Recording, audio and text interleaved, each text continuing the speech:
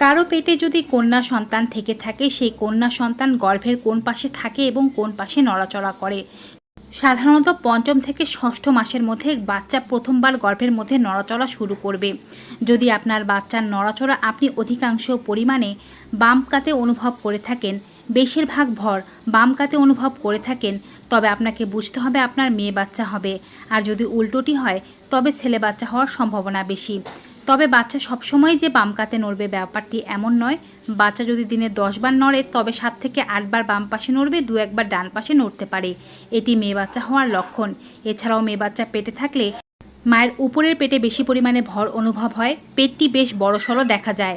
এছাড়াও আপনি খেয়াল করতে পারেন আপনার ওজন কোথায় বেশি বাড়ছে। যদি পেট, কোমর ছাড়াও শরীরের বিভিন্ন অংশে চর্বি জমা হতে শুরু করে, মুখটা আগের চেয়ে বেশি পরিমাণে বড় হয়ে যায়, সেক্ষেত্রেও এটি মেয়ে বাচ্চা হওয়াকে ইঙ্গিত করে থাকে।